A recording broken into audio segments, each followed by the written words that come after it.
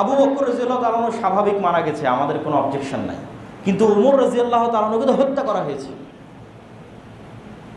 তো ওমর রাদিয়াল্লাহু তাআলা আনহুর হত্যা সম্মানের দিক থেকে বেশি হৃদয় বিদারক না হাসান এবং হোসাইন রাদিয়াল্লাহু তাআলা আনহুর হত্যা বেশি হৃদয় বিদারক? 2 নম্বর, ওসমান রাদিয়াল্লাহু তাআলা আনহু কোরআন পাঠরত অবস্থায় সমগ্র মদিনা ঘেরাও করে কোরআন পাঠরত অবস্থায় তাকে হত্যা করা হয়েছে। তিনি হৃদয়ের আবেগ নিয়ে তার বাড়ির ছাদে দাঁড়িয়ে বলেছেন, মানুষেরা ওই কুয়ার পানি তোমরা আমাকে পান করতে দিচ্ছ না, যেই কুয়া আমি ওসমান গনি আমার টাকা দিয়ে রাসূল সাল্লাল্লাহু আলাইহি ওয়াসাল্লামের যুগে কিনে দিয়েছি। ওই মসজিদে তোমরা আমাকে সালাত আদায় করতে যেতে দিচ্ছ না, যেই মসজিদ রাসূল সাল্লাল্লাহু আলাইহি ওয়াসাল্লামের সাথে আমরা তৈরি করেছি। তো ওসমান রাদিয়াল্লাহু তাআলা আনহুকে যে কোরআন পাঠরত অবস্থায় হত্যা করা হলো, সম্মানের দিক থেকে ওসমান রাদিয়াল্লাহু তাআলা আনহুর হত্যা বেশি হৃদয় বিদারক না হোসেন রাদিয়াল্লাহু তাআলা আনহুর হত্যা বেশি হৃদয় বিদারক? তো তাহলে ওসমান রাদিয়াল্লাহু তাআলা আনহু কোন দিন মারা গেল, সেই দিনের শোক কোথায়? আমরা তো কেউ জানি না ওসমান রাদিয়াল্লাহু তাআলা কবে মারা গেছে, ওই দিনের শোক তো কেউ পালন করে না। ওমর রাদিয়াল্লাহু তাআলা আনহু কবে মারা গেল, তাকে হত্যা করা হলো, ওই দিনের শোক কোথায়? সব বাদ দিলাম, মুহাম্মদ সাল্লাল্লাহু আলাইহি ওয়াসাল্লাম কোন দিন মারা গেল, সেই দিনের শোক কোথায়? তাহলে শোক পালনের একটা বিধিবিধান ইসলামে আছে। একটা স্বাভাবিক মানুষ মারা গেলে শোক 3 দিন, স্বামী মারা গেলে স্ত্রীর শোক 4 মাস 10 দিন, এর বাইরে শোক পালনের আর কোনো বিধান নাই। এই জন্য ইসলামে মুহাম্মদ সাল্লাল্লাহু আলাইহি ওয়াসাল্লাম কবে মারা গেছে ওই দিনে কোনো সাহাবী শোক পালন করেনি। ওমর কবে মারা গেছে এটা নিয়ে সাহাবীরা শোক করেনি, ওই দিনকে উদযাপন হয়নি। এই যে ইসলামের মধ্যেই নাই এই সিস্টেম। তারপরের যেটা পয়েন্ট সেটা হচ্ছে যে আলে বাইতের প্রতি ভালোবাসা। আলে বাইত মানে আল্লাহর নবীর পরিবার পরিজন আত্মীয় স্বজনের প্রতি ভালোবাসা, এটা ইসলামের পাঠ। না হলে আমরা দরুদ শরীফে এই দোয়া পড়তাম না যে আল্লাহুম্মা সাল্লি আলা মুহাম্মাদ ওয়া আলা আলি মুহাম্মাদ কামা সাল্লাইতা আলা ইব্রাহিম ওয়া আলা আলি ইব্রাহিম ইন্নাকা হামিদুম মাজিদ। আল্লাহ ইব্রাহিমের পরিবারের উপর যেমন দয়া রহমত বর্ষণ করেছেন, ওই রকম দয়া রহমত বর্ষণ করেন আমার নবী মুহাম্মদ সাল্লাল্লাহু আলাইহি ওয়াসাল্লামের পরিবারের উপর। তো এটা তো আল্লাহ নবীর পরিবারের উপর ভালোবাসা থেকে আমরা দরুদ পাঠ করি। কিন্তু আল্লাহর নবীর পরিবার মানে নট অনলি হুসাইন রাদিয়াল্লাহু তাআলা আনহু। কেন নট অনলি হুসাইন? আপনাকে মিলিয়ে দিই। শব্দের অর্থ নিষিদ্ধ। প্রত্যেক জিনিস খারাপ হওয়ার কারণে নিষিদ্ধ হয় না, সম্মানের কারণেও নিষিদ্ধ হয়। হারাম মানে এটা খারাপ, এটা আমাদের একটা স্বাভাবিক ধারণা। সুদ খাওয়া হারাম, ঘুষ খাওয়া হারাম, জেনা করা হারাম, কেন এগুলো খারাপ? তাই কিন্তু এমনও হারাম আছে যেগুলো হারাম কিন্তু সম্মানের কারণে। এইরকম হারাম 4টে উদাহরণ যদি আপনাদের সামনে দেই তাহলে হারামের আলোচনা স্পষ্ট হবে। একটা হচ্ছে হারাম এলাকা, একটা হচ্ছে হারাম মাস, একটা হচ্ছে হজের সময় এহরামের হারাম, এহরাম যে পরিধান করেন সেটার হারাম, আর আরেকটা হচ্ছে মানুষ হারাম। এই 4টে হারাম সম্মানের কারণে হারাম। মাস হারাম, এলাকা হারাম, এহরামের হারাম, মানুষ হারাম। এলাকা হারাম, ইব্রাহিম আলাইহিস সালাতু ওয়াস সালাম মক্কাকে হারাম করেছেন। মক্কার একটা নির্ধারিত এরিয়া আছে, যে এরিয়ার নাম হচ্ছে হারাম এরিয়া। আর মুহাম্মদ সাল্লাল্লাহু আলাইহি ওয়াসাল্লাম মদিনাকে হারাম করেছেন। মদিনার একটা নির্ধারিত এরিয়া আছে, যে এরিয়াটা মদিনার একটা এরিয়া, ওই এরিয়াটা হারাম। তো মক্কা আর মদিনা এই 2 এরিয়া হারাম সম্মানের কারণে। আর এই 2 এরিয়া হারাম, তার ফলাফল কি? অন্য এলাকা থেকে এরা কি আলাদা? 1 নম্বর ফলাফল হচ্ছে এই 2 এরিয়ায় কোনো গায়র মুসলিম প্রবেশ করতে পারবে না। Non Muslim not allowed to enter into area. এই 2 এলাকাতে প্রবেশ অনুমোদিত নয়, যে মুসলমান নয় তার জন্য। বাকি পৃথিবীর যে কোনো মুসলমান দেশে অমুসলিমরাও থাকতে পারে, পুরো সৌদি আরবের বাকি সকল এলাকাতেও অমুসলিমরা থাকতে পারে। তাহলে অমুসলিমদের প্রবেশ অনুমোদিত নয় মক্কার হারাম এরিয়াতে আর মদিনার হারাম এরিয়াতে। এটা ওই এলাকার সম্মান। যেমন প্রধানমন্ত্রীর বাসভবন, গণভবন, জাতীয় সংসদ ভবন, ক্যান্টনমেন্ট এরিয়া, এগুলো হারাম কেন? এগুলো হারাম ওর সম্মানের কারণে, সাধারণ জনগণের প্রবেশ নিষেধ।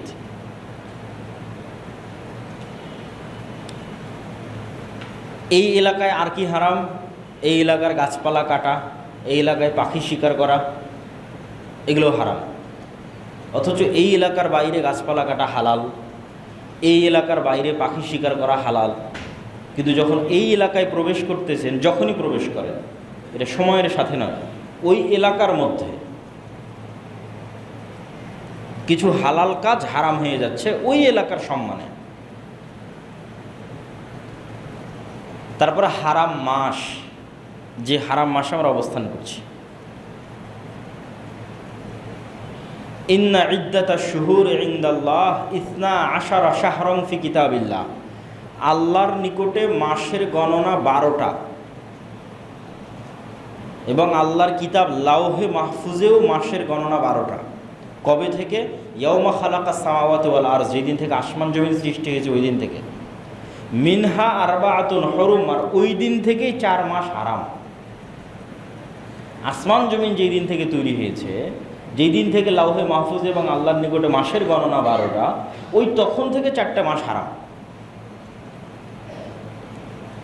এই 4টা মাসে কি হারাম এবং 4টা মাস কি কি? হজের সময় পর পর 3 মাস, আমরা জুলহজ মাসে কুরবানি করেছি, হজ করেছি। জুলহজ মাসের আগের মাস জুলকাদা, আর জুলহজ মাসের পরের মাস মহররম, যেটাতে আমরা এখন আছি, মহরমের 10 তারিখ। আর আরেকটা হচ্ছে বিচ্ছিন্ন রজব, রজব মাস। মোট 4 মাস হারাম। এই 4 মাসে কি হারাম? কোরআনের মধ্যে আল্লাহ বলছেন, ইয়াসআলুনাকা আনিশ শাহরিল হারামি কিতালিন ফি কুল কিতালুন ফিহি কাবীর। তারা আপনাকে হারাম মাস সম্পর্কে জিজ্ঞেস করে, হারাম মাসে যুদ্ধ করা যাবে কিনা। আপনি বলেন হারাম মাসে যুদ্ধ করা কবিরা গুনাহ। কুল কিতালুন ফিহি কাবীর, হারাম মাসে যুদ্ধ করা কবিরা গুনাহ। তাহলে হারাম মাসে 1 নাম্বার হারাম হচ্ছে যুদ্ধ হারাম, যা অন্য মাসে হালাল। তাহলে কোনো মুসলিম শাসক, কোনো মুসলিম দেশ, কোনো মুসলিম কান্ট্রি নিজে থেকে হারাম মাসে যুদ্ধ স্টার্ট করতে পারবে না। যদি তার নিজে থেকে চালু করা কোনো যুদ্ধ থেকে থাকে, যুদ্ধ স্টপ করে দিতে হবে হারাম মাস শুরু হওয়া মাত্র, না হলে সে কাবিরা গুনাহের ভাগীদার হবে। হ্যাঁ, যদি বাইরের কোনো শক্তি তার উপর আক্রমণ চাপিয়ে দিয়েছে, তখন আত্মরক্ষার জন্য যুদ্ধ করতে বাধ্য, সেটার পরিবেশ ভিন্ন। কিন্তু আমরা মুসলমানেরা নিজে থেকে কোনো যুদ্ধ শুরু করব, অথবা আমরা একটা যুদ্ধ শুরু করেছি যেটার কন্ট্রোল আমার হাতে আছে, তাহলে ওই যুদ্ধ হারাম মাসে বন্ধ হয়ে যাবে। তাহলে হারাম মাসে কেন যুদ্ধ বন্ধ হবে? কেননা হারাম মাসকে হারাম করাই হয়েছে হজের সফরের জন্য। হজ শুধু আমার এবং আপনার ইবাদত নয়। এমন কোনো নবী নাই যে আরাফার মাঠে যায়নি। অতীতের সকল নবীরাই হজের কার্যাবলী সম্পাদন করেছে। এবং ইন্না আউওয়ালা বাইতুন উযিআ লিন-নাস বিবাক্কার, পৃথিবীতে আল্লাহর ইবাদতের জন্য প্রথম তৈরি করা ঘর হচ্ছে মক্কা, কাবা। এই জন্য যেই দিন থেকে আসমান জমিন সৃষ্টি হয়েছে ওই দিন থেকে 4 মাস হারাম। এই সময়ে মানুষ যেন হজ করতে যেতে পারে। জুলকাদা মাসে মানুষ হজের জন্য সফর করবে, জুলহজ্জা মাসে হজ সম্পূর্ণ করবে, মুহররম মাসে হজ থেকে ফিরে আসবে।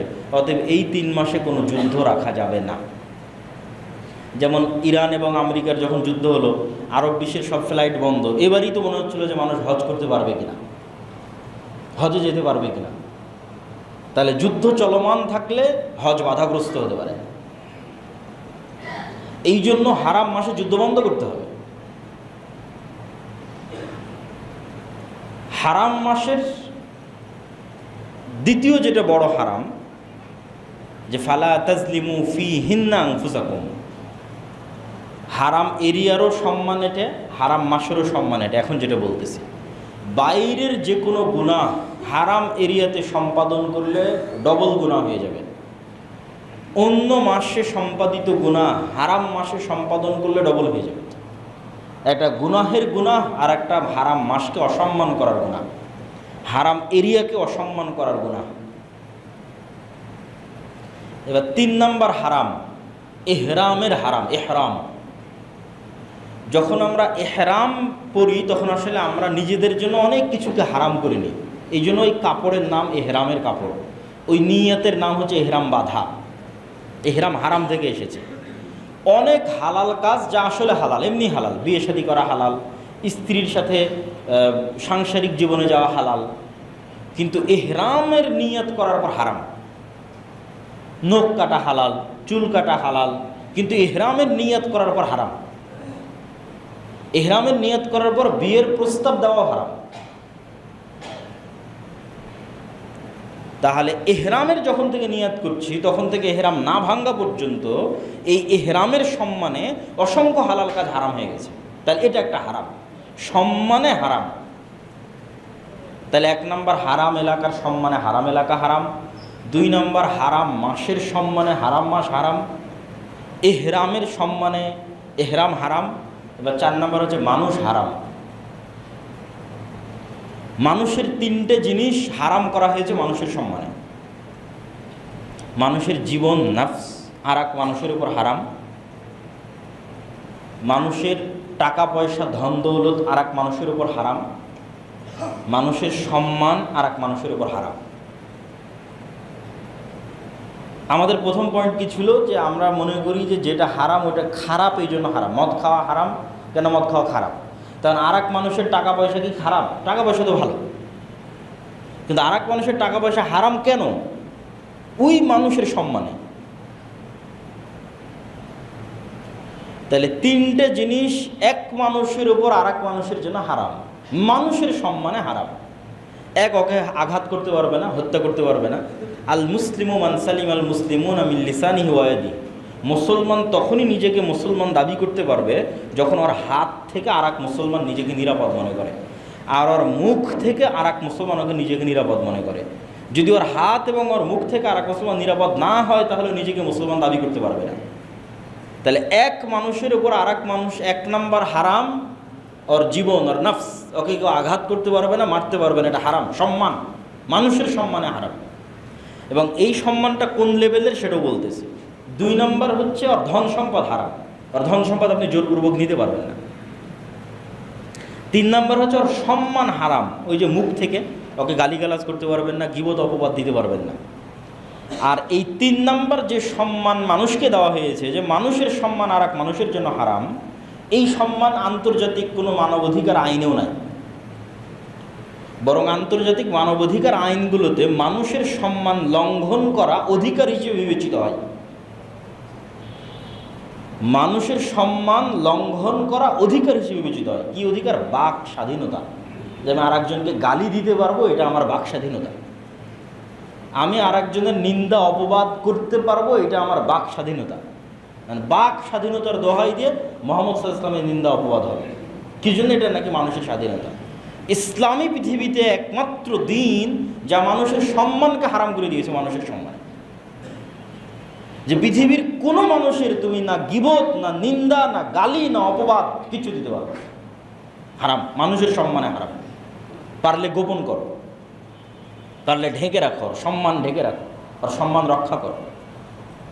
যদি ওর অপরাধ গোপন করো এবং ওর সম্মান রক্ষা করো, আল্লাহ তোমার সম্মান রক্ষা করবে কিয়ামতের মাঠে।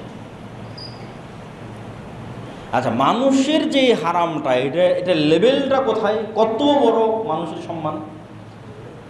রাসূল সাল্লাল্লাহু আলাইহি ওয়াসাল্লাম বলছেন, লাহাদামুল কাবা আহওয়ানু ইনদাল্লাহ। একটা মানুষ নিজে হাতে কাবা ঘর ধ্বংস করে দিবে, এইটা আল্লাহর কাছে যত বড় গুনাহ, তার চেয়ে একটা মানুষ আর এক মানুষকে হত্যা করবে, এটা তার চেয়ে বড় গুনাহ আল্লাহর কাছে। তাহলে আব্রাহা এসেছিল কাবা ঘর ধ্বংস করতে। আল্লাহ বলে, আলাম তারা কাইফা ফাআলা রাব্বুকা বিআসহাবিল ফিল আলাম ইয়াজআল কাইদাহুম ফি তাসদিল। আবাবিল পাখি পাঠিয়ে তাকে ধ্বংস করে দেওয়া হলো কাবা ধ্বংস করতে চাওয়ার অপরাধে। তখন রাসূল সাল্লাল্লাহু আলাইহি ওয়াসাল্লাম বলছে, কেউ কাবা ধ্বংস করবে, এটা আল্লাহর কাছে যত বড় অপরাধ, তার চেয়ে বড় অপরাধ কেউ কোনো মানুষকে হত্যা করবে। এটা মানুষের সম্মান আল্লাহর কাছে। আর এক হাদিসে রাসূল সাল্লাল্লাহু আলাইহি ওয়াসাল্লাম বলছেন যে লাউ ইজতামাআল ইনসু ওয়াল জিন সারা পৃথিবীর সব মানুষ, কোটি কোটি মানুষ, আর সারা পৃথিবীর সব জিন একত্রিত হয়ে যদি একজন নিরপরাধ মানুষকে হত্যা করে, তাহলে আল্লাহ সারা পৃথিবীর সব মানুষকে জাহান্নামে দিয়ে দিবে, সারা পৃথিবীর সব জিনকে জাহান্নামে দিয়ে দিবে একজন নিরপরাধ মানুষকে হত্যা করার অপরাধে। এইটা বিবেচনায় আসবে না, আরে সারা পৃথিবীর সব মানুষ মিলে হত্যা করেছে তো কী হয়েছে? না, একটা মানুষের সম্মান আল্লাহর কাছে এত বেশি। সারা পৃথিবীর সব মানুষ যদি একত্রিত হয় নিরপরাধ মানুষকে হত্যায় একজন, তো সারা পৃথিবীর সব মানুষকে জাহান্নামে দেওয়া।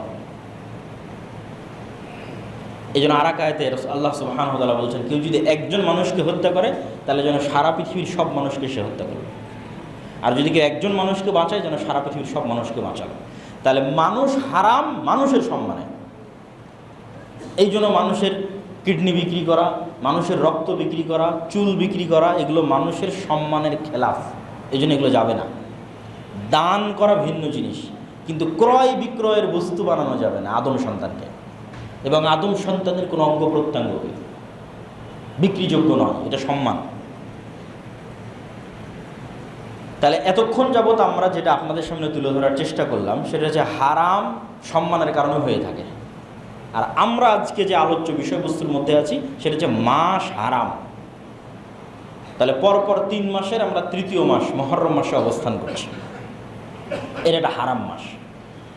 এই হারাম মাসের 10 তারিখের বিশেষ গুরুত্ব কি? 1 নম্বর গুরুত্ব তো আমরা হারাম মাসের মধ্যে আছি, এটা নিজেই একটা গুরুত্ব। 2 নম্বরের বিশেষ গুরুত্ব আছে মুহররম মাসের 10 তারিখের। যদিও আমাদের পেপার পত্রিকা, রাষ্ট্রপ্রধান, প্রধানমন্ত্রীর বাণী, জাতীয় অনুষ্ঠান সব কিছু পালিত হবে অথবা উদযাপিত হবে কারবালা কেন্দ্রিক। আশুরা মুহররম, দ্যাট মিনস কারবালা। এটা ঠিক যে মুহররম মাসের 10 তারিখে কারবালায় একটা ঘটনা ঘটেছিল, যেটাও আমরা বলবো, কিন্তু সেই ঘটনাটা ঘটেছিল রাসূল সাল্লাল্লাহু আলাইহি ওয়াসাল্লামের মৃত্যুর প্রায় 50 বছর পরে। তাহলে রাসূল সাল্লাল্লাহু আলাইহি ওয়াসাল্লামের মৃত্যুর পরে যে ঘটনা ঘটবে সেই ঘটনা শরীয়তের অন্তর্ভুক্ত হওয়ার আর চান্স নাই। এটা যদি আমি বুঝাতে না পারি এটা আমার ব্যর্থতা। যে মুহাম্মদ সাল্লাল্লাহু আলাইহি ওয়াসাল্লাম মারা গেছে মানে ওহীর দরজা বন্ধ হয়ে গেছে। কোরআন ইজ কমপ্লিট, হাদিস ইজ কমপ্লিট।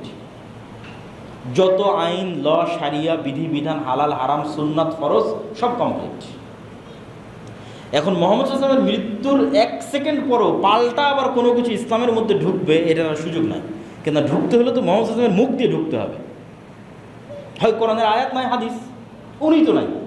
তাহলে যে ঘটনাটা ওনার মৃত্যুর 50 বছর পরে ঘটতেছে সেটার তার কোনো চান্সই নেই যে এটা ইনক্লুডেড হবে ইসলামী শরিয়ার মধ্যে। ইসলামী শরিয়ার ফরজ, নফল, সুন্নাতের মধ্যে ইনক্লুডেড হবে, সংযুক্ত হবে, এটার কোনো চান্স নাই। কেন? ঘটনা ঘটতেছে 50 বছর পর। ঘটনা যতই হৃদয় বিদারক হোক, ঘটনা যতই কষ্টদায়ক হোক, কিন্তু ওই ঘটনার ইসলামী শরিয়ার অন্তর্ভুক্ত হওয়ার, সুন্নাত, নফল, ফরজ হওয়ার আর কোনো চান্স নেই।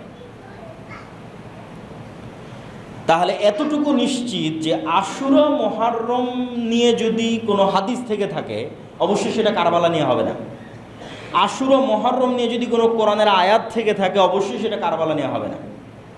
কেন? এটা ঘটতেছে কোরআন অবতীর্ণ হওয়া শেষ হওয়ার পরে, হাদিস অবতীর্ণ হওয়া শেষ হওয়ার পরে কতদিন? 50 বছর পর। তাহলে আশুরা মুহররম মাসের 10 তারিখের কোনো কিছু যদি শরীয়তের অন্তর্ভুক্ত হয়ে থাকে মুহাম্মদ সাল্লাল্লাহু আলাইহি ওয়াসাল্লামের মুখ দিয়ে অথবা কোরআনের আয়াত দিয়ে, তাহলে কারবালা বাদে অন্য কিছু। এতটুকু নিশ্চিত। সেটা কি? সেটা হচ্ছে রাসূল সাল্লাল্লাহু আলাইহি ওয়াসাল্লাম যখন মক্কা থেকে মদিনায় হিজরত করলেন, মক্কায় বসবাস করত মুশরিকেরা। আহলে কিতাবের সংখ্যা মক্কায় তেমন একটা ছিল না। আহলে কিতাব মানে যারা আল্লাহর কিতাব পেয়েছে, নবী পেয়েছে। তো মক্কার মানুষ ইসমাইল আলাইহিস সালামের পর থেকে মুহাম্মদ সাল্লাল্লাহু আলাইহি ওয়াসাল্লাম পর্যন্ত কোনো নবী পায়নি, কোনো কিতাবও পায়নি। ইসমাইলের বংশে মুহাম্মদ সাল্লাল্লাহু আলাইহি ওয়াসাল্লাম ছাড়া কেউ নবীর দাবিই করেনি। তাহলে ইসমাইলের পরে প্রায় 3000 বছর কোনো নবী নাই, কোনো কিতাব নেই। কিন্তু ইব্রাহিম এবং ইসমাইলের স্মৃতি আছে, তাদের রেখে যাওয়া কিছু নিয়ম কানুন, আদর্শ অবিকৃত অবস্থায় আছে। তো তো মুহাম্মদ সাল্লাল্লাহু আলাইহি ওয়াসাল্লাম যখন মক্কা থেকে হিজরত করে মদিনায় গেলেন, মদিনায় আহলে কিতাবরা ছিল, খ্রিস্টানরা ছিল, ইহুদিরা ছিল। তো ইহুদিরা একটা দিনে সিয়াম পালন করে, এখনও করে, ইয়ম কিপ্পুর নামে। ইহুদিরা ওই দিনে রোজা রাখে।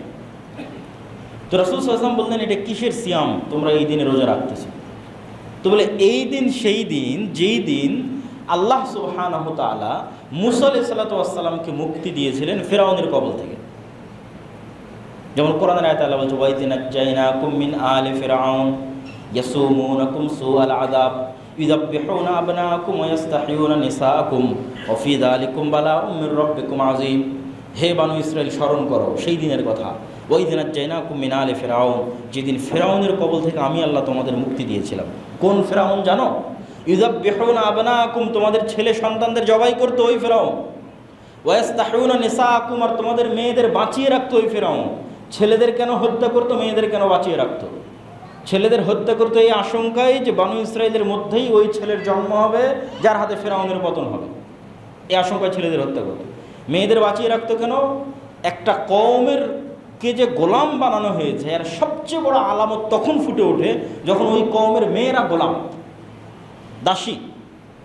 একদিকে পুরুষ হত্যা আর একদিকে মেয়েদেরকে দাসী হিসেবে ফিরআউন এবং তার যারা লোকজন আছে তারা ব্যবহার করবে, কাজ করাবে।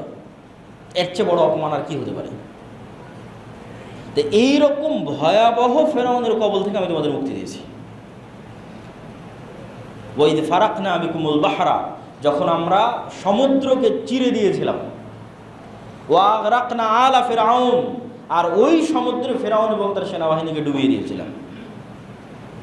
তো পৃথিবীর ইতিহাসে যতগুলো বড় ঘটনা হতে পারে, বড় ঘটনা, তার মধ্যে একটা বিশাল বড় ঘটনা হচ্ছে সমুদ্র চিরে রাস্তা তৈরি হয়ে একদল মানুষ মুক্তি পাচ্ছে, আর ওই রাস্তার মধ্যে আর এক পৃথিবীর সবচেয়ে প্রতাপশালী শাসকদের একজন ডুবে মরতেছে এট এ টাইম, একই সময়। যে পৃথিবীর ইতিহাসের বড় ঘটনাগুলোর একটা বড় ঘটনা। তো রাসূল সাল্লাল্লাহু আলাইহি ওয়াসাল্লাম বললেন, যদি এই দিন সেই দিন হয়ে থাকে তাহলে আনা আহাক্কু বিমূসা মিনকুম, তাহলে মূসার খুশিতে খুশি হওয়ার হকদার আমি বেশি তোমাদের চাইতে। অতএব এই দিনে আমিও সিয়াম পালন করব। তাহলে মুহররমের 10 তারিখ তথা আজকে আমরা যেই দিনে অবস্থান করছি, আজ শুক্রবার মুহররম মাসের 10 তারিখে আমরা অবস্থান করছি, এই 10 তারিখ শরীয়তের মধ্যে ইনক্লুডেড যেই বিধান নিয়ে, কানেক্টেড যেই বিধান নিয়ে, সেই বিধানটার নাম হচ্ছে আজকের দিনে আল্লাহ মূসা আলাইহিস সালাতু ওয়াস সালামকে নাজাত দিয়েছিলেন, ফিরআউনকে ডুবিয়েছিলেন। সেটার শুকরিয়া স্বরূপ মূসা আলাইহিস সালাম প্রতি বছর এই দিনে সিয়াম পালন করতেন, এই দিনে সিয়াম পালন করতেন। তারই শুকরিয়া স্বরূপ মুহাম্মদ সাল্লাল্লাহু আলাইহি সাল্লাম এই দিনে সিয়াম শুরু করেছেন। মানুষ যেন মনে না করে যে হুবহু আহলে কিতাবের অনুসরণ হচ্ছে, এই জন্য এর আগে অথবা এর পরে আর একদিন তিনি বাড়িয়ে দিয়েছেন। তাহলে আশুরা মুহররম মাসের 10 তারিখ মূসা আলাইহিস সালামের মুক্তির জন্য স্মরণীয়, ফিরআউনের ধ্বংসের জন্য স্মরণীয়। এবং ওই শিক্ষাটা আমাদের নিতে হবে যে এই দিনটা যদি আমি স্মরণ করতে চাই তাহলে শিক্ষায় কোথায় ফিরে যেতে হবে? মূসার ফিরআউনের ঘটনায়, যেটা আজকে আমাদের জন্য এই জুমার খুতবে আলোচনা করা অনেক সময় সাপেক্ষ ব্যাপার। আমি আগের বহু বক্তব্যে বানু ইসরাইলের লম্বা ইতিহাস আলোচনা করেছি এবং বানু ইসরাইলের ইতিহাস থেকে আমাদের জন্য কী শিক্ষণীয়তা আলোচনা করেছি। তো আমরা আজকের দিন থেকে যদি কোনো শিক্ষা নিতে চাই, এই শিক্ষাটা মূসার ফিরআউনের পুরো জীবনী থেকে নিতে হবে। কেন আল্লাহ কোরআন যেই নবীর ঘটনা দিয়ে পরিপূর্ণ করে রেখেছে, সবচেয়ে বেশি কোরআনে যেই নবীর ঘটনা আলোচিত হয়েছে সেটা মূসার ফিরআউন। আর অন্য কোনো নবীর ঘটনা, আর অন্য কোনো জাতির ঘটনা এত বেশি কোরআনে আলোচিত হয়নি যত আলোচিত হয়েছে বানু ইসরাইল, মূসা, ফিরআউন। অতএব এখানে আমাদের জন্য শিক্ষা আছে। এই শিক্ষাটাই এই আশুরা মুহররমের দিনে আমাদের নিতে হবে। সেটা আমরা অন্য কোনো দিন আলোচনা করবো ইনশাআল্লাহ। এবার আমরা চলে যাই পরের পয়েন্টে। আশুরা মুহররমের যেই স্মৃতিটা আমরা লালন করতেছি, যে কারবালার স্মৃতি, সেটার হাকিকাত কতটুকু, সেটার বাস্তবতা কতদূর? কারবালা কেন্দ্রিক যেই ঘটনা, এই ঘটনাটা ঘটতেছে 61 হিজরিতে। রাসূল সাল্লাল্লাহু আলাইহি ওয়াসাল্লামের মৃত্যুর পরে উনি কোনো খলিফা নির্ধারণ করে যাননি যে আমার পরে অমুকে খলিফা হবে, কোনো নাম নির্ধারণ করেন। 3 দিন লেগেছে সাহাবীদের ফাইসালা করতে, পরবর্তী খলিফা আবু বকর রাদিয়াল্লাহু তাআলা। আল্লাহর নবী যদি বলেই যেতেন অমুক খলিফা, তাহলে খেলাফতের যে সিস্টেম, এই সিস্টেমটা তৈরি হতো না। খেলাফতের সিস্টেমে এক শাসক তার পরের শাসককে নির্ধারণ করে যাবে, এই ধারণার বাইরে বের হয়ে যোগ্য ব্যক্তিকে নির্ধারণ করতে হবে, এটাই হলো খেলাফতের নিয়ম। বাদশাহ তার পরবর্তী কোনো আত্মীয় স্বজনকে দায়িত্ব দিয়ে যাবে, এটা নয়। তা আমি যদি হাত ধরে সাঁতার শিখাই তাহলে তো হবে না, ছেড়ে দিলেই সে সাঁতার শিখবে। তো উম্মতে মুহাম্মাদি খেলাফত শিখবে, মুহাম্মদ সাল্লাল্লাহু আলাইহি ওয়াসাল্লাম কাউকে খলিফা না করে গেলেই শিখবে যে খেলাফত কিভাবে নির্ধারিত হতে হয়, খলিফা কেমন নির্ধারিত হয়। আবু বকর রাদিয়াল্লাহু তাআলার পর ওমর, ওমর রাদিয়াল্লাহু তাআলা ওসমান, ওসমান রাদিয়াল্লাহু আলী। এর মধ্যে অনেক ঘটনা আছে। ওমর রাদিয়াল্লাহু তাআলার মধ্যে কোনো ফিতনা ছিল না, ওসমান রাদিয়াল্লাহু তাআলার যুগে ফিতনা শুরু হয়, আলী রাদিয়াল্লাহু তাআলার যুগে ফিতনায় পরিপূর্ণ হয়ে যায়। আলী রাদিয়াল্লাহু তাআলা আনহুর সময় থেকেই যে সমস্যাটা শুরু হয় সেটা হচ্ছে মুআবিয়া রাদিয়াল্লাহু তাআলা দীর্ঘদিন থেকে সিরিয়ার শাসক, গভর্নর। ওমর রাদিয়াল্লাহু তাআলার খেলাফত আমলে মুআবিয়া রাদিয়াল্লাহু তাআলা প্রথম সিরিয়ার গভর্নর হয়েছেন। ওসমান রাদিয়াল্লাহু তাআলার শাসন আমলে উনি গভর্নর হিসেবে কন্টিনিউ করেছেন। তো মুআবিয়া রাদিয়াল্লাহু তাআলার যে সৎ শাসন, এই সৎ শাসনে সিরিয়ার মানুষ তার ভক্ত হয়ে গেছে। তার যে ন্যায়পরায়ণতা, আদালত, তার যে চিন্তা চেতনা, উচ্চ চিন্তা ভাবনা। তো দীর্ঘ 20-30 বছর মুআবিয়া রাদিয়াল্লাহু তাআলা সিরিয়ার শাসক, সৎ এবং ন্যায়পরায়ণ গভর্নর হিসেবে। তো এই জন্য সিরিয়ার মানুষের পক্ষে অন্য কাউকে মুআবিয়াকে বাদ দিয়ে মেনে নেওয়া খুব কঠিন ছিল। যে কোনো একজন খলিফা এসে মুআবিয়াকে বাদ দিবে এবং ওই জায়গায় আরেকজন গভর্নর করবে, এটা খুব কঠিন ছিল সিরিয়ার মানুষের জন্য। তাহলে সিরিয়ার মানুষেরা আদিকাল থেকেই মুআবিয়া রাদিয়াল্লাহু তাআলার ভক্ত।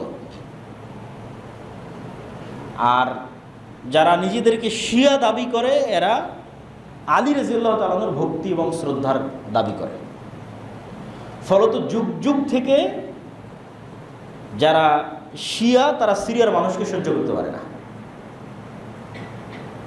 যেমন লাস্ট যে বাশার আল আসাদ বা আর যারা ছিল, যে সিরিয়ার মানুষকে সহ্য করতে না পারার কারণ কি? ইরান সিরিয়ার মানুষকে সহ্য করতে পারে না। এটা ওই 1400 বছর আগের হিস্ট্রি। কেন 1400 বছরের লিগ্যাসি ধরে রেখে এখনও সিরিয়ার মানুষেরা মুআবিয়া, আবু সুফিয়ান তাদেরকে ভালোবাসে। কিন্তু তাদেরকে ভালোবাসতে গিয়ে যদি কেউ আলী রাদিয়াল্লাহু তাআলাকে ছোট করে, তাহলে ওটাকে বলা হয় নাসিবি, ওটাও বাতিল ফিরকা। ওটাও একটা বাতিল ফিরকা। শিয়া যেমন একটা বাতিল ফিরকা, নাসিবি একটা বাতিল ফিরকা। ভারসাম্য বজায় রাখতে হবে। রাসূল সাল্লাল্লাহু আলাইহি ওয়াসাল্লামের সাহাবী মুআবিয়াও, রাসূল সাল্লাল্লাহু আলাইহি ওয়াসাল্লামের সাহাবী আলীও রাদিয়াল্লাহু তাআলা, কারো প্রতি বিদ্বেষ রাখা যাবে না। তো আমি ঘটনা প্রবাহ তুলে ধরতেছি। তো মুআবিয়ার পরে সর্বপ্রথম পিতার পরে পুত্র খলিফা হবে, এই সিস্টেমটা চালু হয়। তিনি তার ছেলে ইয়াজিদকে দায়িত্ব দেন।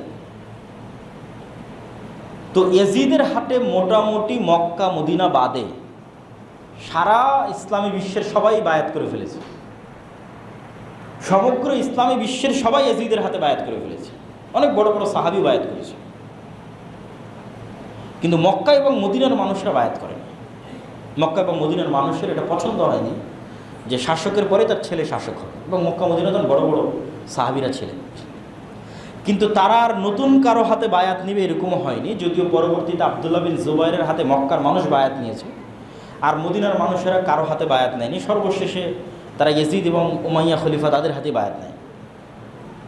তো কুফার মানুষেরা চিঠি লেখে হুসাইন রাদিয়াল্লাহু তাআলা আনহুর কাছে যে আমরা আপনার হাতে বায়াত নিতে চাই, আপনি কুফায় আসেন, আপনাকে আমরা খলিফা হিসেবে নির্ধারণ করতে চাই।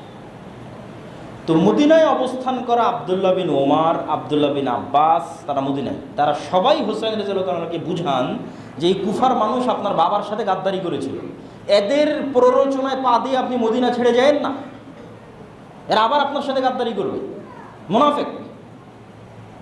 কিন্তু এই পরিমাণ চিঠি কুফা থেকে হুসাইন রাদিয়াল্লাহু তাআলা রিসিভ করেন যে উনি বিশ্বাস করেন যে না, কুফার মানুষের উপর ভরসা করা যায়। তো উনি ওনার চাচাতো ভাইকে প্রথম পাঠিয়েছিলেন, সেও পজিটিভ নিউজ দেয় যে না, আসেন কুফার মানুষ আপনার পাশে দাঁড়াবে। কিন্তু যখন হুসাইন রাদিয়াল্লাহু তাআলা তার পরিবার পরিজনকে নিয়ে রওনা করলেন, কুফার উদ্দেশ্যে, ততদিনে কুফার মানুষ তার আসল চেহারা দেখিয়ে ফেলেছে।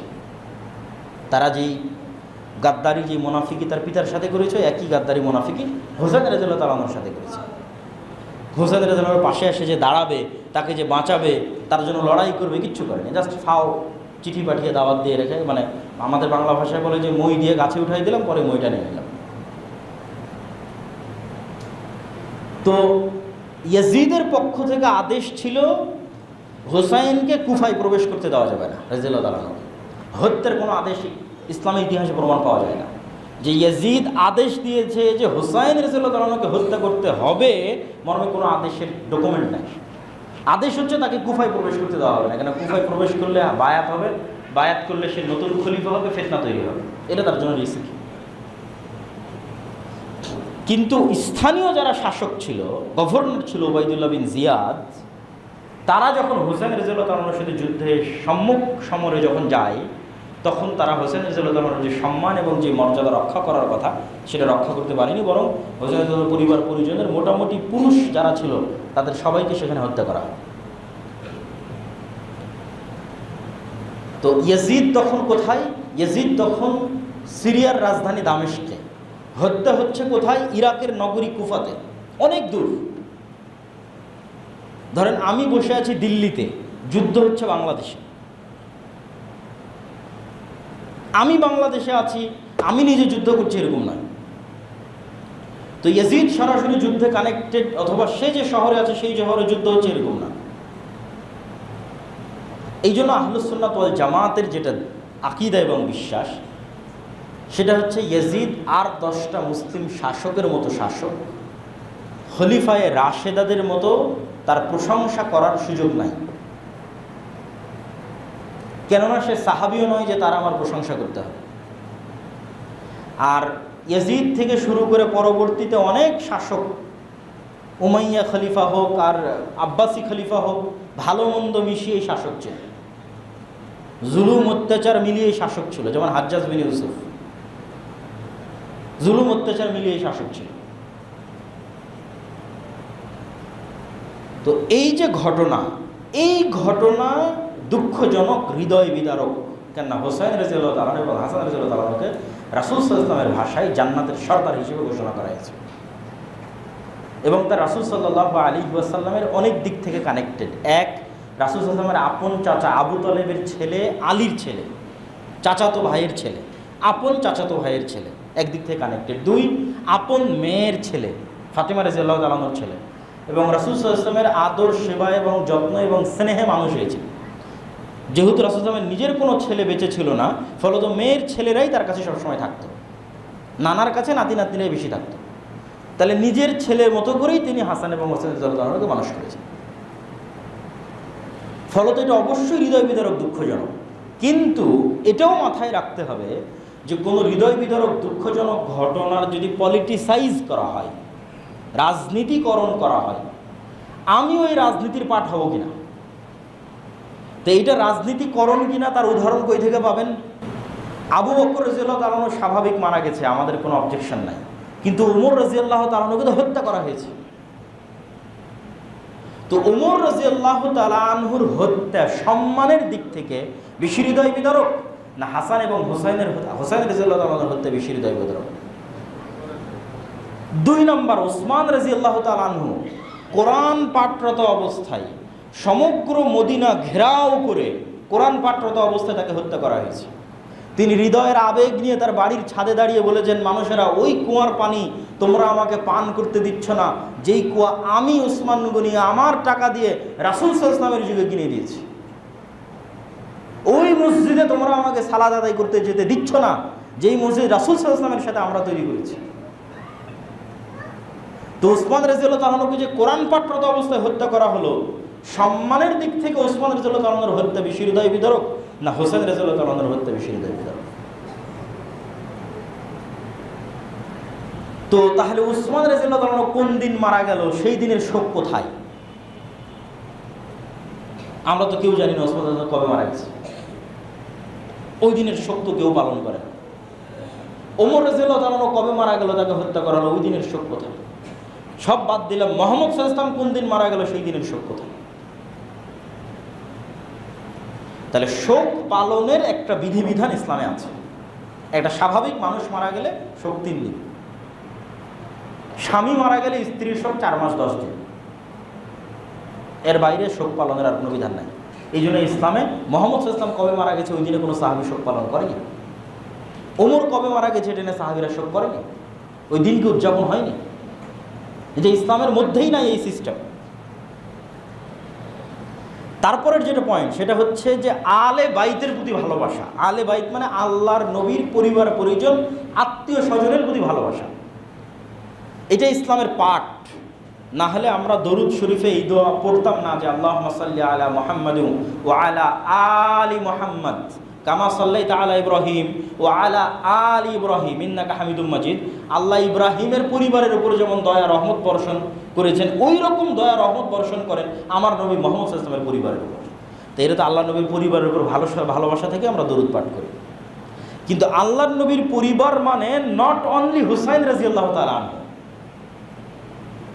কেন নট অনলি হুসাইন? আপনাকে মিলিয়ে দিই। হুসাইন রাদিয়াল্লাহু তাআলা আনহু যদি আল্লাহর নবীর কন্যার সন্তান হওয়ার কারণে আলে বাইতের অংশ হয়, অথবা আলী রাদিয়াল্লাহু তাআলা আনহু যদি আল্লাহর নবীর কন্যাকে বিবাহ করার কারণে আলে বাইতের অংশ হয়, তাহলে উসমান রাদিয়াল্লাহু তাআলা আনহু আল্লাহর নবীর একটা নয় দুইটা কন্যাকে বিবাহ করেছেন, উম্মে কুলসুম এবং রোকাইয়া, একজনের মৃত্যুর পর আরেকজন। তাহলে ফাতেমার হাজব্যান্ড, ফাতেমা রাদিয়াল্লাহু তাআলা আনহার স্বামী, ফাতেমার স্বামী হওয়ার কারণে যদি ভালোবাসার পাত্র হয়, একই কারণে আল্লাহর নবীর 2 কন্যার স্বামী হওয়ার পরও উসমান কেন ঘৃণার পাত্র হবে? নাউজুবিল্লাহ। তাহলে এটা আলে বাইতের প্রতি ভালোবাসা নয়, এটা পলিটিক্স। আলে বাইতের প্রতি ভালোবাসা হলে 1 মেয়েকে বিবাহ করেছে আলী রাদিয়াল্লাহু তাআলা, 2 মেয়েকে বিবাহ করেছে উসমান রাদিয়াল্লাহু তাআলা। ধরলাম যে আলী রাদিয়াল্লাহু তাআলা আনহু রাসূল সাল্লাল্লাহু আলাইহি ওয়াসাল্লামের আপন চাচার ছেলে, রাসূল সাল্লাল্লাহু আপন চাচা আবু তালেব, তার ছেলে আলী। তাহলে রাসূল সাল্লাল্লাহু আলাইহি ওয়াসাল্লামের চাচা তো ভাই হওয়ার কারণে যদি আলী রাদিয়াল্লাহু তাআলা আনহু ভালোবাসার পাত্র হয়, তো রাসূল সাল্লাল্লাহু আলাইহি ওয়াসাল্লামের আর চাচা ছিল না? হামজা ইবনে আব্দুল মুত্তালিব, আব্বাস ইবনে আব্দুল মুত্তালিব, আব্বাস ইবনে আব্দুল মুত্তালিবের ছেলে আব্দুল্লাহ বিন আব্বাস হাজার হাজার হাদিস বর্ণনা করেছেন। তাহলে আপনি একই সময়ে আলী ইবনে আবি তালেবের প্রতি ভালোবাসা রাখবেন আর আব্বাস ইবনে আব্দুল মুত্তালিবের প্রতি বিদ্বেষ রাখবেন, তাহলে এটা আলে বাইতের প্রতি ভালোবাসা না। ডাল মে কুছ কালা হয়, এখানে অন্য কোনো প্রবলেম আছে, অন্য কোনো সমস্যা আছে। আর বড় বড় আলেম ওলামা সবাই একমত, কেননা এই বিষয়ে কোরআনের আয়াত সরাসরি অবতীর্ণ হয়েছে যে রাসূল সাল্লাল্লাহু আলাইহি ওয়াসাল্লামের স্ত্রীরাও আলে বাইতের অংশ।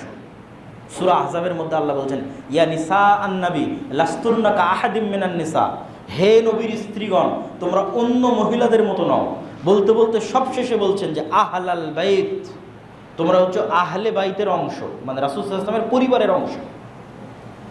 তো রাসূল সাল্লাল্লাহু আলাইহি ওয়াসাল্লামের স্ত্রীরা যদি আলে বাইতের অংশ হয়, তাহলে রাসূল সাল্লাল্লাহু আলাইহি ওয়াসাল্লামের কন্যা আপনার কাছে ভালোবাসার পাত্র ফাতেমা রাদিয়াল্লাহু তাআলা আনহা, তার ছেলে মেয়ে হাসান হোসেন ভালোবাসার পাত্র, কিন্তু আল্লাহর নবী যাকে ভালোবাসেন আয়েশা রাদিয়াল্লাহু তাআলা আনহা তিনি আপনার কাছে ঘৃণার পাত্র। তাহলে তো আপনি আলে বাইতের প্রতি ভালোবাসা রাখেন না। আয়েশা রাদিয়াল্লাহু তাআলা আনহা আল্লাহর নবীর স্ত্রী, তিনিও আলে বাইতের অংশ। তাহলে ফাতেমাকে ভালোবাসলে আয়েশাকে কেমনে ঘৃণা করতে পারে? শুধু তাই নয়, আজকের যারা নিজেদেরকে আলে বাইতের ভালোবাসার দাবিদার, বিশেষ করে ইসনা আশারিয়া যারা শিয়া, তারা যেই পরিমাণ বিদ্বেষ ওমর রাদিয়াল্লাহু তাআলা আনহুর প্রতি রাখে, আবু বকর রাদিয়াল্লাহু তাআলা আনহুর প্রতি রাখে, এবং আবু বকর রাদিয়াল্লাহু তাআলার মেয়ে আয়েশা রাদিয়াল্লাহু, আবু বকর রাদিয়াল্লাহু তাআলা আনহুর কন্যা আয়েশা রাদিয়াল্লাহু তাআলা আনহার প্রতি রাখে, এই বিদ্বেষ মাপার কোনো যন্ত্র দুনিয়াতে নাই, যেই চরম লেভেলের বিদ্বেষ তারা রাখে। অথচ রাসূল সাল্লাল্লাহু আলাইহি ওয়াসাল্লাম, সাহাবীরা বলছেন, আলী রাদিয়াল্লাহু তাআলা আনহু বলছেন, উসমান রাদিয়াল্লাহু তাআলা আনহু বলছেন যে আল্লাহর নবী তার জীবনের যে ঘটনাই বলা শুরু করুক, ধরেন আপনি আমাকে ফোন দিয়েছেন যে আব্দুল্লাহ ভাই আপনি কোথায় আছেন, কে কে আছে আপনার সাথে, তো বলে আমি আছি আর আব্বু আছে, অথবা আমার ভাই আব্দুর রহমান আছে বা আব্দুর রহিম আছে। আবার আর একদিন আমি একটা গল্প শোনাচ্ছি আপনাদেরকে, আমি কক্সবাজারে গেছিলাম, আমি ছিলাম আর অমুক ছিল, আমি রংপুর গেছিলাম, আমি ছিলাম আর অমুক ছিল। তো আমার জীবনের ঘটনার সাথে সবসময় আর 2টা মানুষের নাম আপনি শুনতে পারেন, মানে একটা ঘটনাও এমন পাওয়া যায় না যেই ঘটনায় ওই 2টা মানুষের নাম আল্লাহর নবী বলে না। গল্পের সময়, যে আমি আজকে ওখানে গেছিলাম, আমি আবু বকর আর ওমর, আমরা ওখান থেকে বের হয়েছিলাম, আমি আবু বকর আর ওমর, আজকে এক জায়গায় দাওয়াত ছিল, দাওয়াত খেতে গেছে, আমি আবু বকর আর ওমর। তাহলে মুহাম্মদ সাল্লাল্লাহু আলাইহি সাল্লামের 24 ঘন্টার সবচেয়ে বেশি সময় যেই দুইজনের সাথে কাটে, সেই দুইজন হচ্ছেন আবু বকর এবং ওমর রাদিয়াল্লাহু তাআলা আনহু। এখন আশ্চর্যজনক, দুঃখজনক হলেও সত্য যে ইহুদিদের কাছে মুসা আলাইহিস সালামের সাথে যারা ছিল তারা জনপ্রিয়। মুসা আলাইহিস সালামের খাদেম ইউশা বিন নুন খিজিরের সফরে গেছিল, তো মুসা আলাইহিস সালামের সাথে যারা ছিল, মুসা আলাইহিস সালামের ভাই হারুন, তারা ইহুদিদের কাছে জনপ্রিয়, সম্মানের পাত্র। খ্রিস্টানদের রাস্তাঘাট, কলেজ, কারখানা সব কিছু ঈসা আলাইহিস সালামের যে 12 জন হাওয়ারি ছিল, ওই 12 জনের নামে। তাহলে ঈসা আলাইহিস সালামের সঙ্গী 12 জন খ্রিস্টানদের কাছে সম্মানের পাত্র, ইহুদিদের কাছে মুসা আলাইহিস সালামের সঙ্গী সম্মানের পাত্র। আর এই রাফিজিদের কাছে আমার নবী মুহাম্মদ সাল্লাল্লাহু আলাইহি ওয়াসাল্লাম কতটা খারাপ হলে মুহাম্মদ সাল্লাল্লাহু আলাইহি ওয়াসাল্লামের সাথে যারা সব সময় থাকতো, ওদের প্রতি এদের সবচেয়ে বেশি বিদ্বেষ। তাহলে এটা আমার নবীকে দোষ দেওয়া, যদি ইহুদি খ্রিস্টানদের চেয়ে তো খারাপ হয়ে গেল। আমার যদি আবু বকর এবং ওমর খারাপ হয়, তাহলে 100% আমার নবীও খারাপ, নাউজুবিল্লাহ। তাহলে আবু বকর এবং ওমরের প্রতি বিদ্বেষ পোষণ করা তো বহু দূরের কথা, ভালোবাসা থাকলেই ওটা ইমানের অংশ, আর না থাকলে, বিদ্বেষ থাকলে কাফের হয়ে যেতে পারে। তো এবার আমরা চলে আসি যেটা আমরা বারবার বলছিলাম, যে কি পলিটিক্স, যেই পলিটিক্সের কারণে শুধু হুসাইন রাদিয়াল্লাহু তাআলা আনহু এবং তার ছেলে মেয়েদের নিয়ে আমি ব্যস্ত হয়ে গেলাম, এমনকি হাসান রাদিয়াল্লাহু তাআলা আনহুকে অতটা গুরুত্ব দিলাম না। এই পলিটিক্সটা হচ্ছে পারস্য বা ফুরস, এর আগে থেকেই জাতিগতভাবে তাদের নিজেদেরকে একটু আলাদা চিন্তা করে। এই জন্য ইসলাম যত জায়গায় প্রবেশ করেছে, সব জায়গায় ইসলামের কারণে ভাষা পর্যন্ত মানুষের চেঞ্জ হয়ে গেছে। কোথায় স্পেনের মানুষের কোনোদিন ভাষা আরবি ছিল না, কিন্তু ইসলাম যখন ওখানে ঢুকেছে, মানুষরা নিজের ভাষা ভুলে গেছে, আরবি সবাই শিখে গেছে। প্রথম যেখানে ইসলামের ভাষা গ্রহণ করেনি, এটা হচ্ছে ফুরস, পারস্যরা, আজকের যেটা ইরান। ফার্সি ভাষার যে ইতিহাস এবং ঐতিহ্য, তো এই পারস্য সাম্রাজ্যের পুরো পতন হয় ওমর রাদিয়াল্লাহু তাআলা আনহুর হাতে। আর এই পারস্য সম্রাটের কোনো একজন কন্যা যুদ্ধ বিজয়ের পর ওমর রাদিয়াল্লাহু তাআলা আনহু নিজে হুসাইন রাদিয়াল্লাহু তাআলা আনহুর সাথে বিবাহ দেন। এই লিঙ্কটা ওরা ঐতিহ্য হিসেবে ধারণ করেছে, যে আমাদের পারস্য সাম্রাজ্যের যে ইতিহাস, এই ইতিহাসের একটা পার্ট হুসাইন রাদিয়াল্লাহু তাআলার সাথে কানেক্ট হয়ে গেছে। ফলত হুসাইন রাদিয়াল্লাহু তাআলা আনহুকে সম্মান করা, গ্লোরিফাই করা, দ্যাট মিনস আমরা আমাদের অতীত পারস্য সাম্রাজ্যকে গ্লোরিফাই করতেছি। আর এই হৃদয় বিদারক গল্প বানিয়ে এইটার ভিকটিম করব হচ্ছে যারা পলিটিক্সে আমাদের বিরোধী,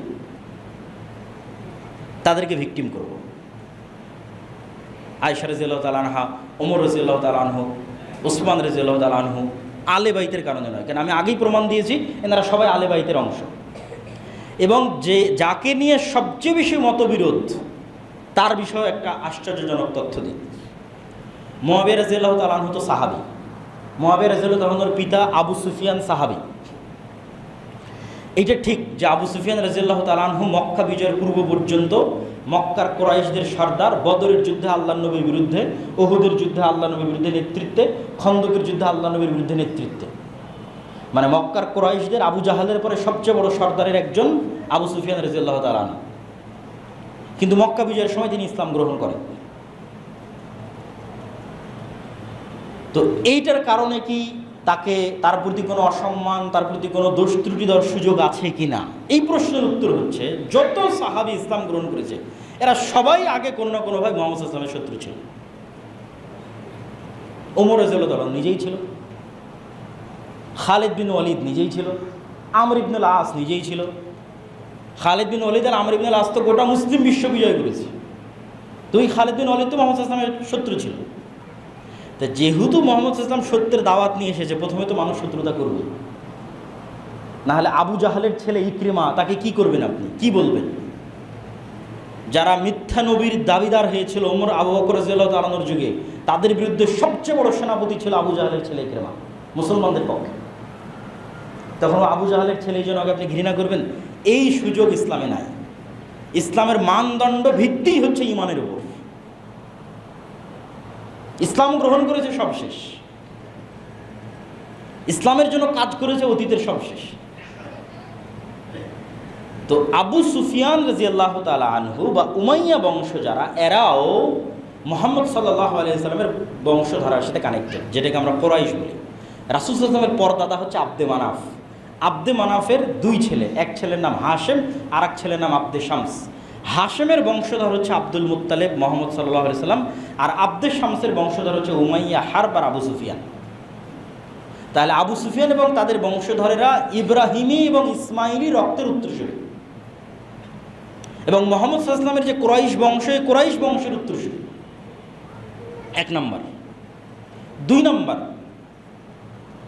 আবু সুফিয়ান রাদিয়াল্লাহু তাআলা আনহুর কন্যা উম্মে হাবিবা, এটা অনেকেই জানে না, অথচ এটা প্রতিষ্ঠিত সত্য, এটা জানা দরকার, মানুষের বলা দরকার যে আবু সুফিয়ান রাদিয়াল্লাহু তাআলা আনহুর কন্যা উম্মে হাবিবা, যিনি মুআবিয়া রাদিয়াল্লাহু তাআলা আনহুর বোন, তিনি রাসূল সাল্লাল্লাহু আলাইহি ওয়াসাল্লামের স্ত্রী। তা আবু সুফিয়ান রাসূল সাল্লাল্লাহু আলাইহি ওয়াসাল্লামের শ্বশুর, আর মুআবিয়া রাদিয়াল্লাহু রাসূল সাল্লাল্লাহু আলাইহি ওয়াসাল্লামের সম্বন্ধী অথবা শালা। তাহলে আপনি তাদেরকে কোথায় থেকে আলে বাইতের বাইরে বের করবেন আর তাদের প্রতি বিদ্বেষ পোষণ করবেন? তিন নাম্বার, সর্বশেষ, আবু সুফিয়ান রাদিয়াল্লাহু রাসূল সাল্লাল্লাহু আলাইহি ওয়াসাল্লামের সাহাবী, মুআবিয়া রাদিয়াল্লাহু তাআলা রাসূল সাল্লাল্লাহু আলাইহি ওয়াসাল্লামের সাহাবী। একজন সালাফে সালেহিনের বক্তব্য দিয়ে এই পয়েন্টটা শেষ করব যে ওমর ইবনে আব্দুল আজিজ উমাইয়া বংশের একজন শাসক, যার ন্যায় পরায়ণতার কারণে মানুষ মনে করত যে তিনি পঞ্চম খলিফা হওয়ার যোগ্য। চারটে খোলাফায়ে রাশিদিনের পরে তিনি পঞ্চম খলিফা হবেন। তো তার সম্মান বাড়াতে বাড়াতে অনেকেই তাকে মুআবিয়া রাদিয়াল্লাহু তাআলা আনহুর চাইতে বেশি সম্মান দেওয়ার চেষ্টা করতেন। তখন সালাফে সালেহিনরা বললেন যে ওমর ইবনে আব্দুল আজিজের সারা জীবনের আমল আর মুআবিয়া রাদিয়াল্লাহু তাআলা আনহুর একটা রাকাত সালাত, একটা সিজদা, যা তিনি মুহাম্মদ সাল্লাল্লাহু আলাইহি সাল্লামের সাথে আদায় করেছেন, এমতো অবস্থায় যে তিনি মুহাম্মদ সাল্লাল্লাহু আলাইহি সাল্লামকে নবী হিসেবে ঈমান রাখেন, বিশ্বাস রাখেন, আল্লাহকে রব এবং ইলাহ হিসেবে বিশ্বাস রাখেন, ওমর ইবনে আব্দুল আজিজের সারা জীবনের আমলের চেয়ে শ্রেষ্ঠ। আর এটার পিছনে আল্লাহর নবীর হাদিস দলিল। আল্লাহ নবী বলছে, দুনিয়ার মানুষ, তোমরা উহুদ পাহাড়ের সমান দান করে আমার একজন সাহাবীর এক মুষ্টি স্বর্ণ দামের সমান নেকি অর্জন করতে পারবে না। কেন? দান করলেই তো হলো না, অন্তরের কোয়ালিটিটা কোথায়, ইমানের কোয়ালিটিটা কোথায়? তাহলে এই জন্য সাহাবীদের সম্মান সর্বোচ্চ জায়গায় রাখতে হবে। আলী রাদিয়াল্লাহু তাআলা আনহুর প্রতি যেমন আমাদের ভালোবাসা থাকবে, হোসেন রাদিয়াল্লাহু তাআলা আনহুর প্রতিও থাকবে, মুআবিয়ার প্রতিও থাকবে, আবু সুফিয়ানের প্রতিও থাকবে রাদিয়াল্লাহু তাআলা আনহুম আজমাইন, আয়েশা রাদিয়াল্লাহু তাআলা আনহার প্রতিও থাকবে। এটাই আহলুস সুন্নাত ওয়াল জামাতের আকীদা, এবং এটাই শ্রেষ্ঠ এবং সত্য আকীদা। এইটার মধ্যে যে বিভেদ তৈরি করার চেষ্টা করা হবে, ওটাই পলিটিক্স। যেই পলিটিক্স দিয়ে আমি গ্লোরিফাই করবো হোসেন রাদিয়াল্লাহু তাআলা আনহুকে, আর শত্রু বানাবো ওমর রাদিয়াল্লাহু তাআলা আনহুকে, শত্রু বানাবো ওসমান রাদিয়াল্লাহু তাআলা আনহুকে, আলী রাদিয়াল্লাহু তাআলা আনহুকে গ্লোরিফাই করবো, আর আলী রাদিয়াল্লাহু তাআলা আনহু নিজে বায়াত করলেন যে ওসমানের হাতে, নিজে বায়াত করলেন যে ওমরের হাতে, নিজে বায়াত করলেন যে আবু বকরের হাতে, তাদেরকে শত্রু বানাবো, এটা পলিটিক্স। এইটার পার্ট হওয়া যাবে না। কিন্তু ঘটনা অবশ্যই হোসেন রাদিয়াল্লাহু তাআলা আনহুর যে হত্যার ঘটনা, এটা অবশ্যই হৃদয় বিদারক এবং কষ্টদায়ক, কিন্তু ওইটার শোক হিসেবে উদযাপনের সুযোগ ইসলামে নাই। আর যখন এটা বাড়তে বাড়তে কোন লেভেলে চলে যায় যে আপনি ছুরি দিয়ে আপনার পিঠে আঘাত করে রক্তাক্ত করবেন, ছুরি দিয়ে আপনার মাথায় রক্তাক্ত করবেন, এটা তো আরও হারাম। রাসূল সাল্লাল্লাহু আলাইহি ওয়াসাল্লাম বলছে, সে আমার উম্মতের অংশ নয় যে শোক পালনে তার গাল টানে, তার জামা ছিঁড়ে, সে আমার উম্মতের অংশ নয়। রাসূল সাল্লাল্লাহু আলাইহি ওয়াসাল্লাম বলছেন, জাহিলি যুগের চারটা বৈশিষ্ট্যের একটা বৈশিষ্ট্য খুব ভয়ঙ্কর, যা নেয়াহা, শোক উদযাপন করা, এটা জাহিলি যুগের বৈশিষ্ট্যের একটা। এবং ওই যে হারাম মাসের বিধানের মধ্যে যে আয়াতটা পড়লাম, ওই আয়াতের সর্বশেষ অংশ হচ্ছে ফালা তাজলিমু ফীহিন্না আনফুসাকুম, তোমরা নিজেদের উপর জুলুম করিও না। আত্মহত্যা ইসলামে হারাম কেন? আপনি নিজের হাত কাটতে পারবেন না, এটা হারাম। এটা মানুষের সম্মান। আমরা যে মানুষের সম্মানের আলোচনা করলাম, হারাম মাসের সম্মানের আলোচনা করলাম, তাহলে আপনি শোক পালন করতে গিয়ে, তাজিয়া মিছিল করতে গিয়ে নিজের উপর জুলুম করবেন, অত্যাচার করবেন, আর সেটা দিনের অংশ হবে যে না, এটা সম্ভব নয়। তো প্রিয় উপস্থিতি, আমরা আমাদের আলোচনা সারমর্ম করি। আমাদের আলোচনা সারমর্ম হচ্ছে আমরা হারাম মাসের মধ্যে আছি।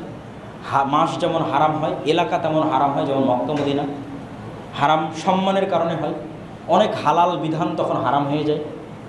আর আমরা হারাম মাসের যে মহরম মাস আছে, এই মহরম মাসের 10 তারিখ আশুরা শরীয়তে যেই কারণে উদযাপিত, সেটা হচ্ছে মুসা আলাইহিস সালামের নাজাতে মুসা আর ফেরাউনের ধ্বংস। তাহলে আপনি মহরম থেকে যদি কিছু শিখতে চান, তাহলে মুসার ফেরাউনের ইতিহাস আপনাকে পড়তে হবে। এবং এটা অন্য আর একদিন যদি আমাদের পক্ষে সুযোগ হয় আমরা আলোচনা করবো ইনশাল্লাহ, বা আমার আগের অন্য আলোচনা থেকে আপনারা শুনতে পারেন বানু ইসরাইলের ইতিহাস থেকে। আর এই দিনে যে বিষয়গুলো উদযাপিত হচ্ছে আমাদের সমাজ এবং রাষ্ট্রে, ভারত উপমহাদেশে, কেন আমরা ইরান শাসিত, পারস্য শাসিত, শিয়াদের লিগ্যাসি আমরা বহন করি, এর অসংখ্য আলামত আছে। ফলত আমাদের অঞ্চলে ওই জিনিসগুলোর প্রভাব আছে, কিন্তু ওইটা করা কখনোই শরীয়ত সম্মত হবে না, যেগুলো আমি আপনাদের সামনে পরিষ্কার এবং স্পষ্ট করেছি। আর রাজনৈতিক যে আলোচনা আছে, এই আলোচনার মধ্যে সাহাবীদের সম্মান রক্ষা করতে হবে। বাস, সকল সাহাবীর সম্মান, ইজ্জত, মান সব কিছু রক্ষা করতে হবে এবং তাদের প্রতি ভালোবাসা রাখতে হবে। পলিটিক্সের কারণে কারোর প্রতি বিদ্বেষ স্থাপন করা যাবে না। আল্লাহ সুবহানাহু ওয়া তাআলা আমাদেরকে সঠিক ঈমান, সঠিক আকীদা, এবং আজকের দিনে যারা সিয়াম আছেন তারা অনেক বড় ফজিলতের কাজ করছেন। অতীতের 1 বছরের গুনাহ ক্ষমা হওয়ার ঘোষণা রাসূল সাল্লাল্লাহু আলাইহি ওয়াসাল্লাম দিয়েছে।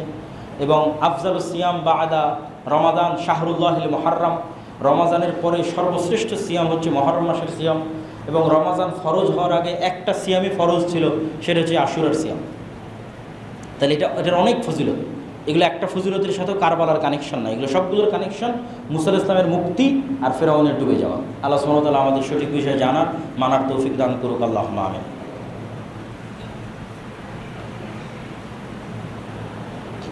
আলহামদুলিল্লাহি ওয়াহদা ওয়াসসালাতু ওয়াসসালামু আলা মান লা নাবিয়্যা বা'দা।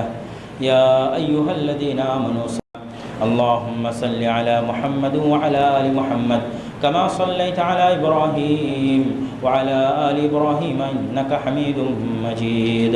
আল্লাহুম্মা বারিক আলা মুহাম্মাদ ওয়া আলা আলি মুহাম্মাদ কামা বারাকতা আলা